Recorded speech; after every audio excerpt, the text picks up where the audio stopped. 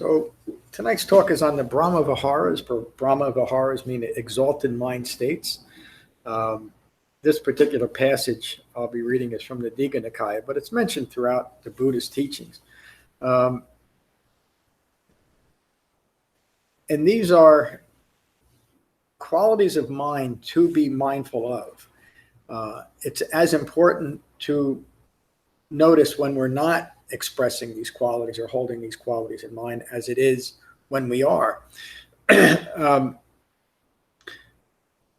As human beings, unless we're suffering from some deep psychoses, we all hold these qualities of mind and strive to act this way all the time. In fact, we're probably very hard on ourselves when we're not expressing ourselves and through these exalted mind states. The problem is that unless we've encountered the Four Noble Truths in the Eightfold Path, we don't know why we act in certain ways at times, why we're not always loving and kind and compassionate, why our minds aren't always at peace. And it's because we don't understand the nature of life in the world as it unfolds, and that's the Buddha's teachings on Four Noble Truths. And in order to develop that lasting mind of equanimity, he gave us an Eightfold Path. And so you can see that, and I say this often, that every sutta the Buddha ever gave was in the context of dependent origination and Four Noble Truths. And you can certainly see reference to the Eightfold Path here. Let me just read it, and that becomes obvious. And it becomes obvious with the first sentence. Friends, when one dwells continuously with their heart filled with loving kindness, so I'm going to stop there. The Buddha describes the quality of mind of an awakened human being as resting in equanimity, always at peace. And so that's in reference continuously in a mind state that will naturally express loving kindness to all beings, including oneself. I'll go back to the beginning and then continue. Friends, when one dwells continuously with their heart filled with loving kindness, pervading the entire world, they are abundant. They have grown great. Their love is immeasurable or measureless, and they are free from enmity and distress. Such a simple and direct statement. And wouldn't it be wonderful if we could live that way all the time? The Buddha is saying, yes, we can. Friends, when one dwells continuously with their heart filled with compassion, pervading the entire world, they are abundant, they have grown great, their love is immeasurable, and they are free from enmity and distress. Friends, when one dwells continuously with their heart filled with unselfish joy, pervading the entire world, they are abundant, they have grown great, their love is immeasurable, and they are free from enmity and distress. Friends, when one dwells continuously with their heart filled with equanimity, pervading the entire world, they are abundant, they have grown great, their love is immeasurable, and they are free from enmity and distress. That's the end of the Buddha's words on the Brahma Viharas. So it is within the framework of the Eightfold Path that we're able to develop the quality of mind that can continuously express ourselves in this way. And again, emphasizing the point, towards ourselves and towards others. That mind of equanimity that the Buddha uses to describe an awakened human being is the way of developing a presence in the world that is free of developing conflict with the world or developing conflict within ourselves. And so when we're holding these qualities in mind as a true expression of who we are, and I mean that rather than just a conceptual way of how we'd like to be, but a true expression of someone who has let go of all the fetters, all the greed, aversion, and deluded thinking rooted in ignorance of Four Noble Truths, then our lives are continuously at peace, within and without. And these Brahma Viharas are simply an expression of that. So the Buddha recognized the lack of these Brahma Viharas in the common undertakings of human beings when he first left the palace grounds and started walking through northern India, southern Nepal, and noticed the competitiveness and the aggressiveness between people. He noticed the violence that he had never seen before. he noticed that nobody lives forever. For the first time in his life, he came across death. He saw a dead man on the side of the road. And all of that started coalescing into this idea that if all we have is a brief amount of time, why do we get caught up in such competitiveness and aggressiveness, such hateful activities at times towards other people and towards ourselves? Where does it come from?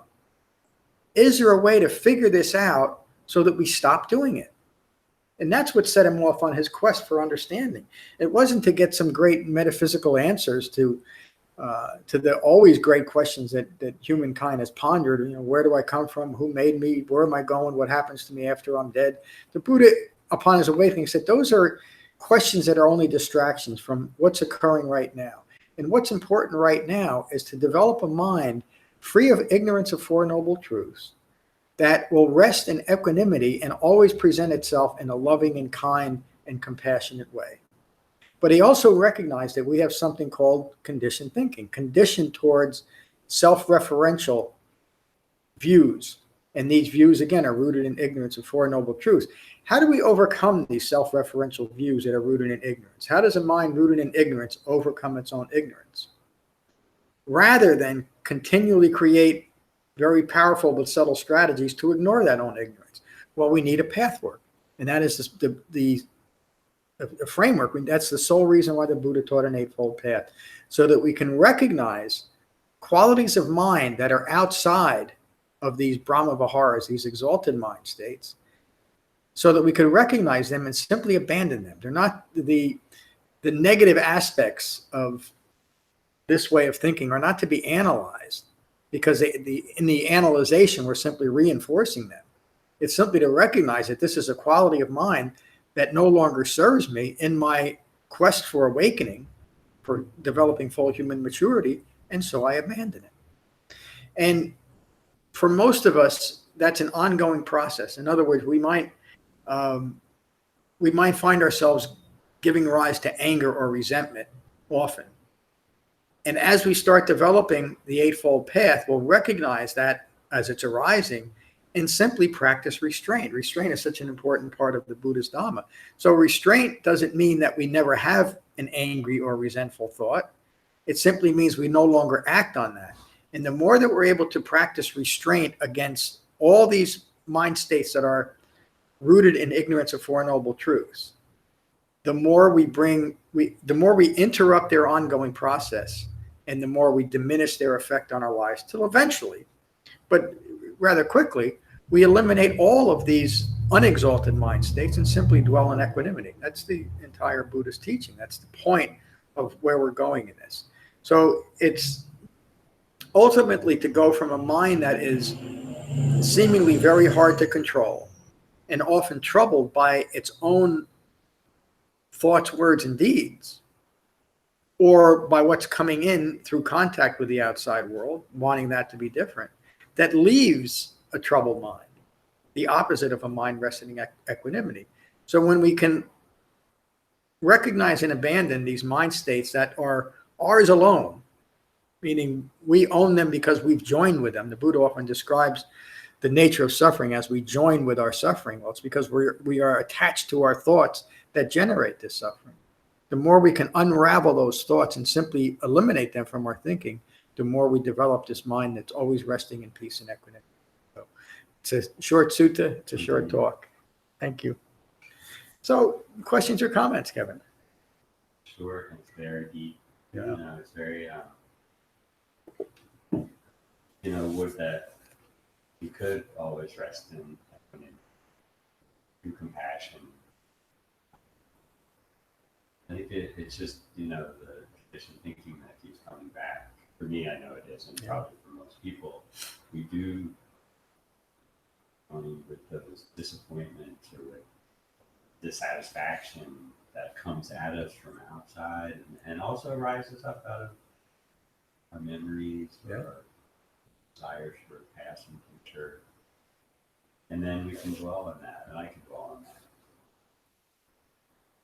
So I'm fortunate that I know about the Eightfold Path. I've learned about it, and it during meditation, that hopefully I'll move in that direction. I think it's, you know, the goal that's near but very far away. That's said, I think, first. Other people have said it could happen, and it's something to think about. Yeah. But it's not anything that we can just like. I think we'd be harder on ourselves if we just demand it all the time. Yeah. Yeah, that's an act of self-compassion too, isn't it? Which is an exalted mind state. To accept where we are with the understanding that we now have a framework to get to where we want to be, which is awakened, meaningful human maturity. And it's so important to incorporate that self-compassion into our Dhamma practice, or else we can get so hard on ourselves and judgmental that we'll just give it up. You know, nobody can withstand that kind of internal pressure that I'm just not getting it right, or I'm no good, or all that other stuff that follows from ignorance of the way things are. And that's an important point too, that we talked about this on Tuesday night, of recognizing our improving qualities of mind and how that's reflected in our relationships with the outer world, but also with the inner world. We are simply more at peace with ourselves and other people and the events of life. And that can clearly be seen as a developing mind towards equanimity. We're simply not as reactive. We're not taking things as personal anymore.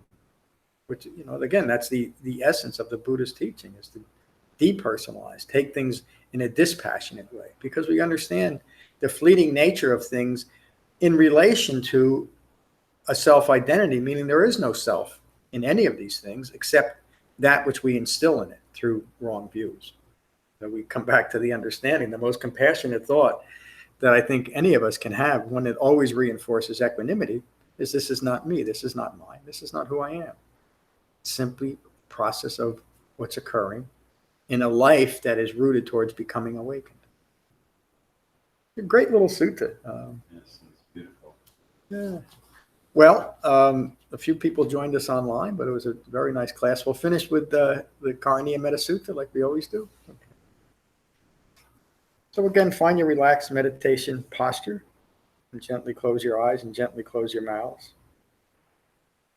And again, take a moment to become mindful of your in-breath and your out-breath. And these are the Buddha's words on metta from the Karaniya Metta Sutta.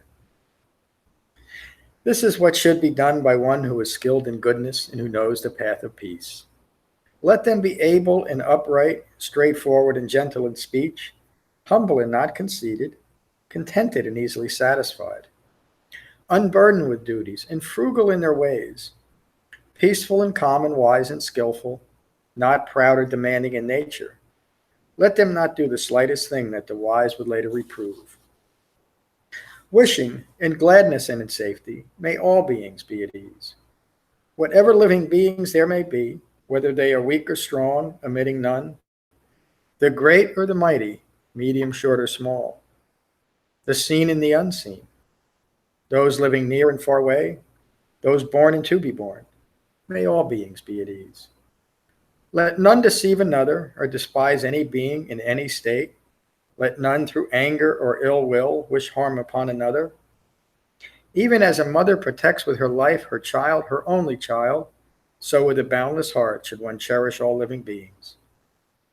Radiating kindness over the entire world, spreading upwards to the skies and downwards to the depths, outwards and unbounded, freed from hatred and ill will. Whether standing or walking, seated or lying down, free from drowsiness, one should sustain this recollection. This is said to be the sublime abiding. By not holding to fixed views, the pure-hearted one, having clarity of vision, being freed from all sense desires, is not born again into this world. Thank you for a wonderful class tonight. Peace.